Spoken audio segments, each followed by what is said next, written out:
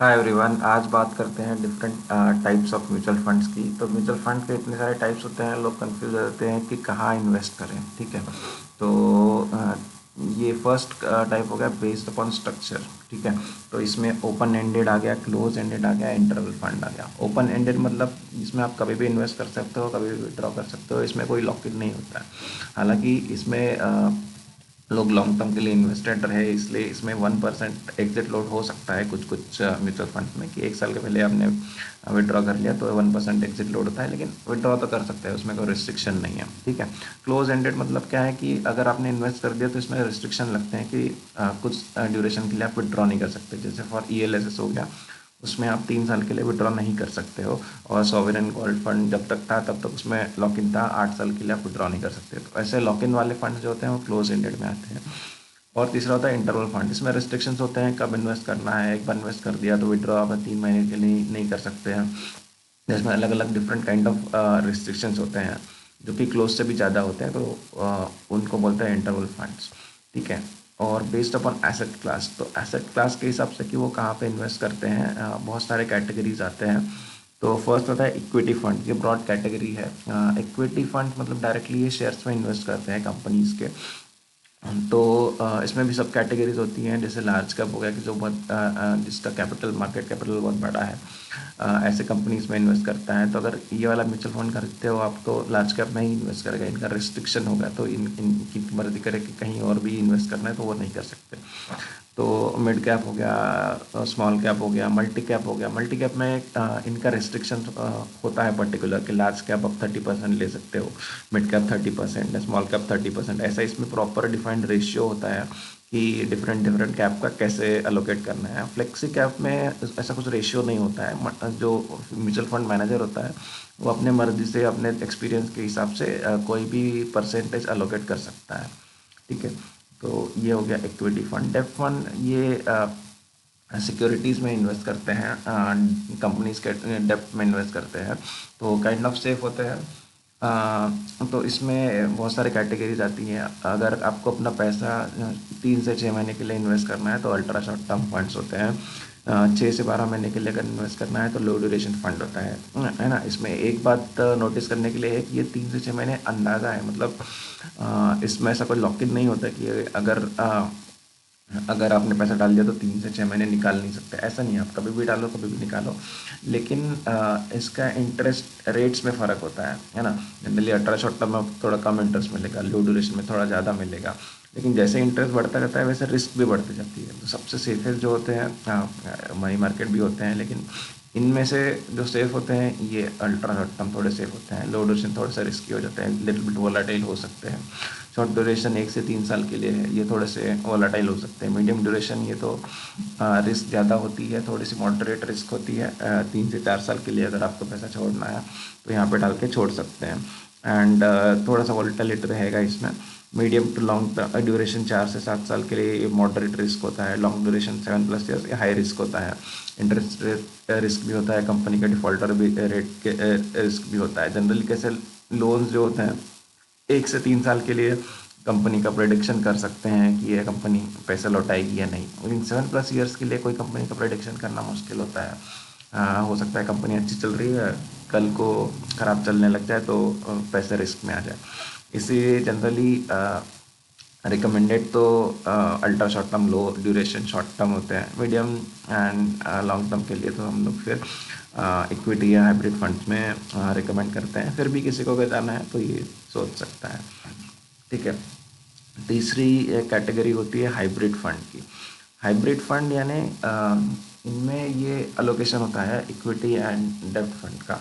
तो जैसे कि अगर हम देखें, तो इसमें ये लोग हो सकता है कि 60-40 का रेशियो अप्लाई करें, मतलब 60% जो है इक्विटी में है और 40% जो है डेब्ट में है। सपोज मार्केट ऊपर चला जाए, ये 60 का 70 हो जाएगा और ये 30 अगर हो गया। ठीक है। तो ये ऑटोमेटिकली रीबैलेंस करते हैं। जैसे 70% यहाँ हो गया तो ये फिर से 60 बनाते हैं, 10% इधर शिफ्ट कर देंगे और ये 60 बना देंगे। और सपोज मार्केट क्रैश हो गया या 50 हो गया, 50-50 हो गया, तो ये क्या करेंगे, यहाँ का 10% यहाँ पे डाल देंगे तो अपने आप ये रीबैलेंस होता रहता है ना। ये परसेंटेज रेशियोज अलग अलग हो सकते हैं, लेकिन जनरली ये रीबैलेंसिंग होता है। तो एक तरह से अच्छा ही है कि जब मार्केट हाई हो जाता है तो वो बुक करके डेप्ट में आते हैं, और जब मार्केट लो होता है तो डेप्ट के फंड इक्विटी में आता है, तो विदाउट एनी रिडिम्पशन या फिर हमको कोई प्रॉफिट बुक करके उसमें टैक्स नहीं भरना है या एग्जिट लोड नहीं भरना है। तो ये एक तरह का मैकेनिज्म है जो कि अच्छा काम करता है, स्टेबल होता है। लेकिन डेफिनेटली इक्विटी की तरह रिटर्न भी नहीं देगा और डेप्ट की तरह एकदम कम भी रिटर्न नहीं देगा। तो एक काइंड ऑफ मीडियम रेंज में आते हैं। तो बैलेंस एडवांटेज फंड ये और हाइब्रिड फंड इसमें आते हैं। मनी मार्केट फंड्स में अराउंड 3 टाइप्स के हम देख सकते हैं म्यूचुअल फंड की। लिक्विड फंड हो गया, 91 डेज तक पैसा अगर रखना है। इमरजेंसी फंड्स हो गया, फिर कोई जिसका पैसा का इमीडिएट आपकी नीड है, आपको हैंडी चाहिए है, तो लिक्विड फंड में डाल सकते हैं। ओवरनाइट फंड यानी आपको 2 दिन में ही नीड है पैसे की, बहुत सेफ रखना चाहते हैं, तो ओवरनाइट फंड्स में इसमें रिटर्न कम आते हैं लेकिन पैसा बहुत सेफ होता है। मनी मार्केट फंड इसमें रिटर्न थोड़ा ज़्यादा होता है, लेकिन 1 साल के लिए अगर आपको पैसा रखना है तो इसमें रख सकते हैं। हालांकि इसमें ऐसा कुछ फिक्स नहीं होता है, सिर्फ 7 डेज़ के आई थिंक थोड़ा सा माइनर एग्जिट लोड होता है, बट इसमें ऐसा कुछ हैवी एग्जिट लोड नहीं है। फिर है गोल्ड फंड, ये डायरेक्टली गोल्ड में इन्वेस्ट करते हैं। Index fund different different indexes में इन्वेस्ट करते हैं, जैसे निफ्टी 50 हो गया, मिड कैप निफ्टी, और आई टी वीज, ऐसे बहुत सारे जितने भी इंडेक्स हैं सभी इंडेक्स के अलग अलग इंडेक्स फंड्स होते हैं। फंड ऑफ फंड मतलब ऑलरेडी ईटीएफ है किसी चीज़ का, जैसे गोल्ड ईटीएफ हो गया, सिल्वर ईटीएफ हो गया, तो वो ईटीएफ को ही खरीद के म्यूचुअल फंड बना देते हैं। जिसके पास डीमैट अकाउंट नहीं है वो इस तरह के फंड में इन्वेस्ट कर सकता है। जिसको ईटीएफ नहीं करना है, म्यूचुअल फंड में डालना है, तो इस कैटेगरी में इन्वेस्ट कर सकते हैं। इन्वेस्टमेंट ऑब्जेक्टिव्स जैसे ग्रोथ फंड्स होते हैं। ग्रोथ फंड में क्या होता है, जो बेनिफिट मिलता है, प्रॉफिट मिलता है, वो उसी में री इन्वेस्ट करके वो ग्रो होता है फंड, ठीक है। लेकिन उसमें कुछ रिटर्न्स नहीं हमको बीच बीच में पैसा विड्रॉ नहीं होता है। हाँ, तो ये लॉन्ग टर्म के लिए, ग्रोथ के लिए अच्छा है। लेकिन कोई रिटायर हो गया है जिसको मंथली अपने को इनकम चाहिए है, तो उसके लिए इनकम फंड्स भी होते हैं जो बीच बीच में आपको डिविडेंड देते हैं। लेकिन इसका लॉस ये होता है कि लॉन्ग टर्म में ग्रोथ थोड़ी सी कम होती है, ठीक है। तो जिसको बीच बीच में इनकम भी चाहिए है, थोड़े पैसे भी चाहिए हैं, तो इसमें इन्वेस्ट कर सकता है। दूसरा कैटेगरी है ग्रोथ फंड में डालो और बीच बीच में विड्रॉ करो, तो ये भी एक काइंड ऑफ स्ट्रैटेजी है। और आता है टैक्स सेविंग फंड, ELSS, ये 3 साल के लिए लॉक होता है, लेकिन इससे आपको टैक्स बेनिफिट मिलता है। कैपिटल प्रोटेक्शन फंड्स, ये जनरली फोकस करता है कि आपका कैपिटल प्रोटेक्टेड रहे। Speciality thematic sector fund, thematic मतलब ईवी फंड हो गया, एनवायरमेंटल काइंड ऑफ फंड हो गया, और सेक्टर मतलब IT सेक्टर, फार्मा सेक्टर, इसी पे फोकस ये फंड्स होते हैं। इंटरनेशनल, हम जैसे डायरेक्टली इंटरनेशनल शेयर्स में तो इन्वेस्ट नहीं कर सकते हैं, तो इस तरीके से फंड से हम डायरेक्टली वहाँ पे भी इन्वेस्ट कर सकते हैं। जैसे कि US हो गया, US इंडेक्स फंड हो गया। जैसे कि ये म्यूचुअल फंड इतने कैटेगरीज है, तो US की भी कुछ कैटेगरीज हैं जो इंटरनेशनल फंड्स में, US या कोई अदर कंट्रीज उनके फंड्स होते हैं। ESG मतलब environmental, social and geographical funds होते हैं। तो इन काइंड ऑफ थीम्स में, जैसे कि किसी को टोबैको में इन्वेस्ट नहीं करना है, तो या फिर एनवायरमेंटल फ्रेंडली में इन्वेस्ट करना है, तो इस काइंड ऑफ फंड्स में जा सकता है। टारगेट डेट फंड्स जो होते हैं वो कि एक पर्टिकुलर टारगेट डेट होता है कि उस डेट में वो मैच्योर होंगे, तो उस हिसाब से भी होते हैं, ठीक है। तो उस डेट के बाद वो फिर ख़त्म हो जाते हैं, फिर नए डेट के नया फंड आता है।